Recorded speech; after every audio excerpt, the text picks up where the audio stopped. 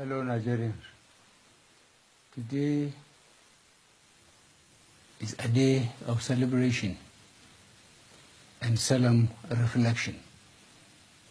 It is the anniversary of the day Nigerians realized one of the most cherished of human desires, the desire for freedom.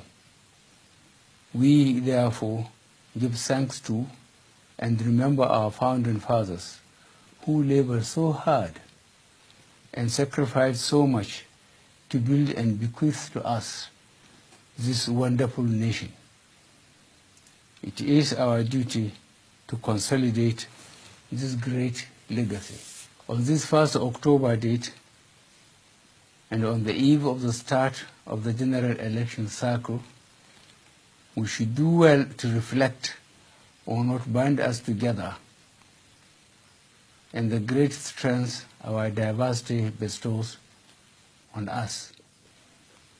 Ours is an ambitious nation, and as citizens, we have every right to look forward to the future with confidence and optimism, which are well-founded considering where we find ourselves today.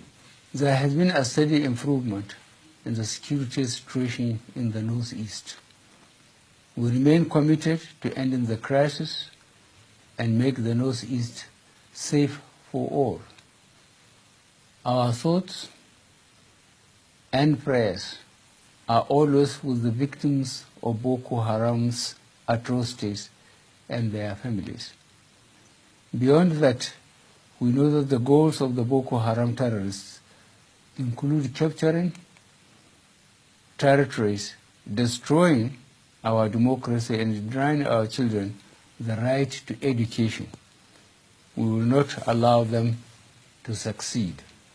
I want at this point to pay tribute to the men and women of our armed forces, the police, and other security and law enforcement agencies who have been working under the most difficult conditions to keep the country safe.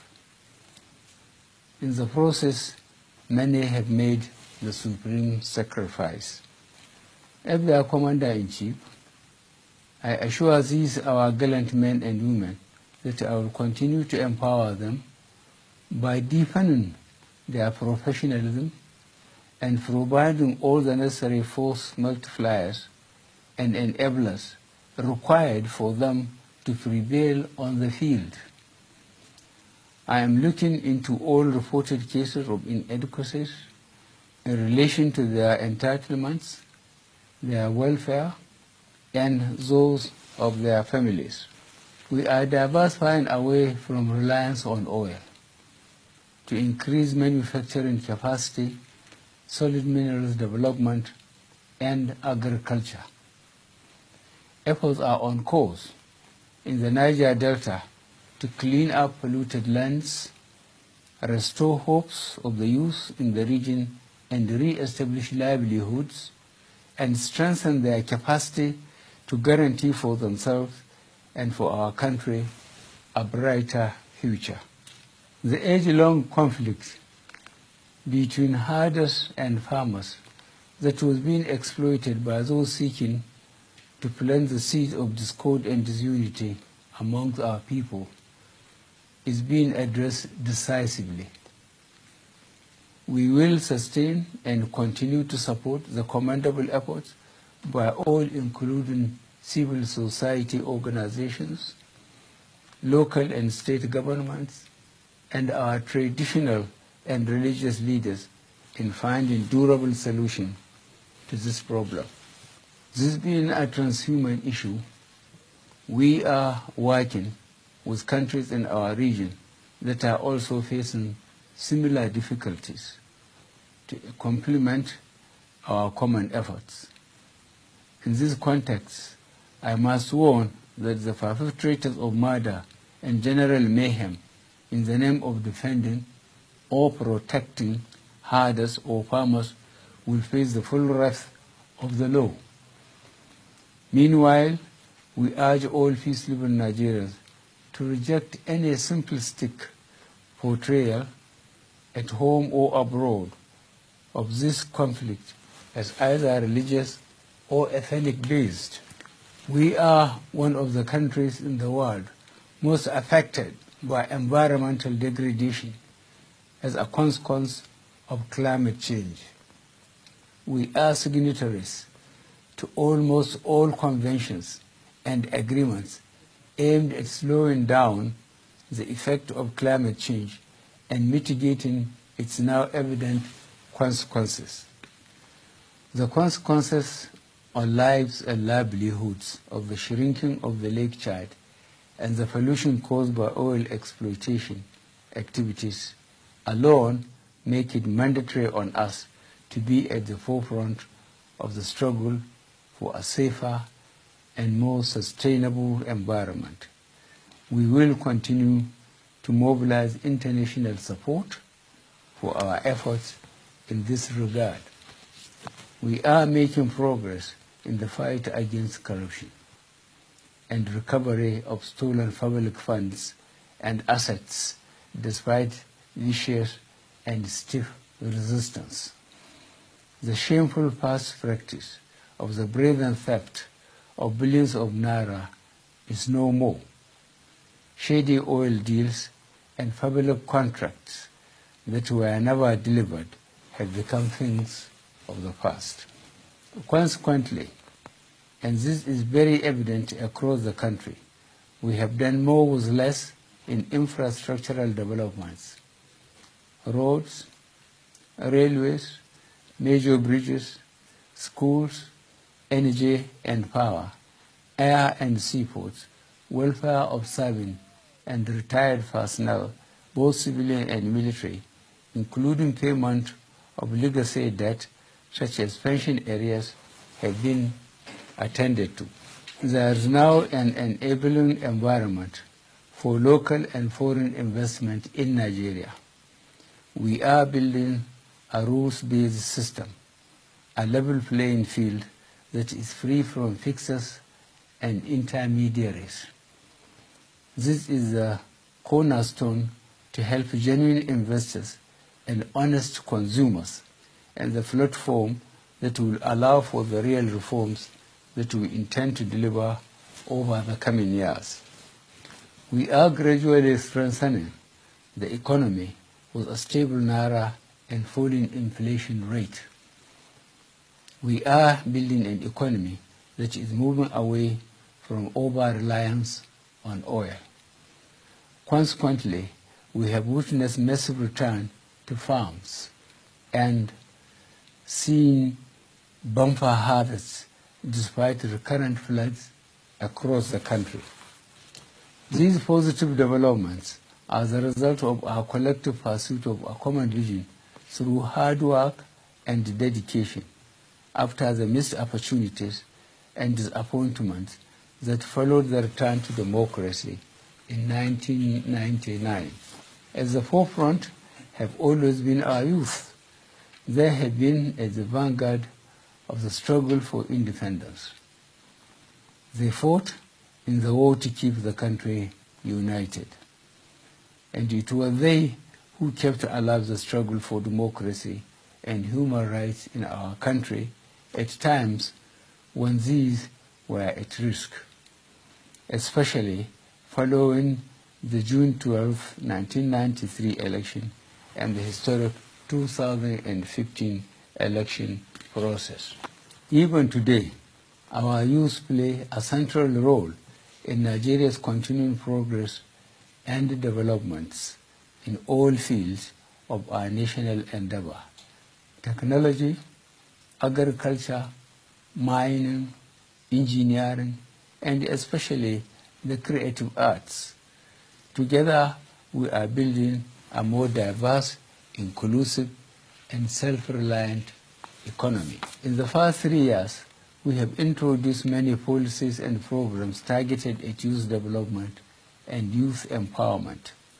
We support the Not Too Young to Run legislation aimed at giving the youth greater say in our national politics and governance. The school feeding program in primary schools is aimed at encouraging enrollment and attendance. We are building on what we have already introduced to support schools and universities, to which funds have recently been released for upgrade of facilities, training programs for our entrepreneurs, and rehabilitation schemes for victims of terrorism and human trafficking. Fellow Nigerians, now we have in our hands technology that is a powerful tool that we can and should use for knowledge and understanding. As with other countries, we must also learn how to manage those tendencies that instead look to abuse new technologies to provoke passions and stir tensions. Never before have we faced such a challenge.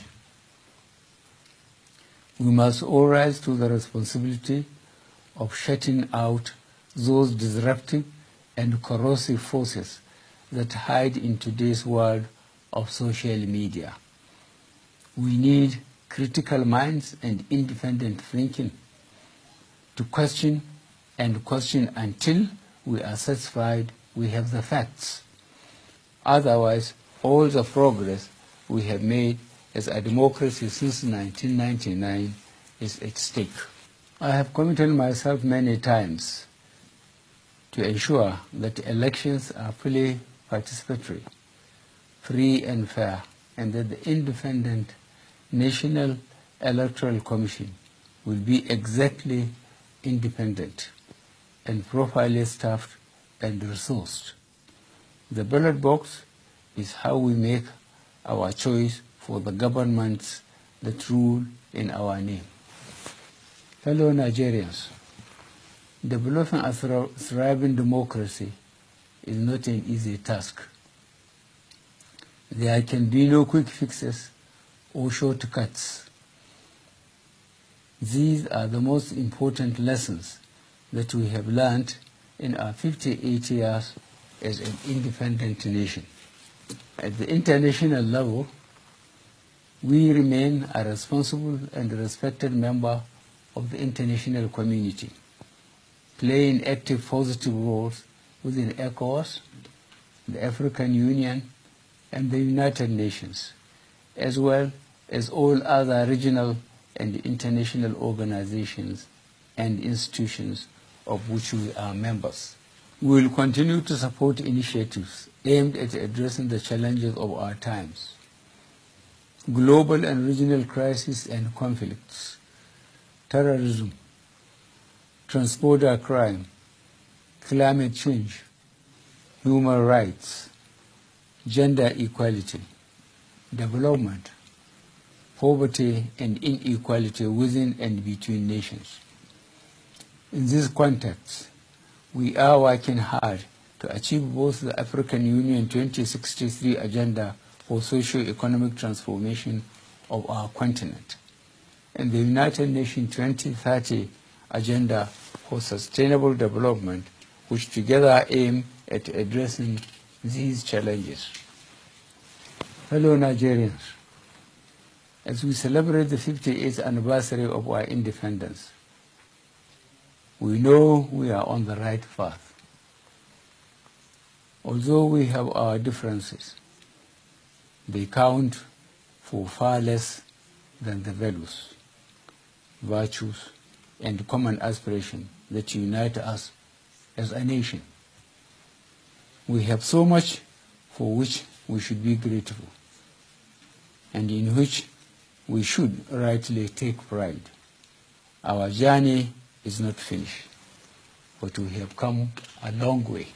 I want to assure you that as President, I will continue to work tirelessly to promote, protect, and preserve what really matters: a united, peaceful, prosperous, and secure Nigeria, where all, irrespective of background, can aspire to succeed.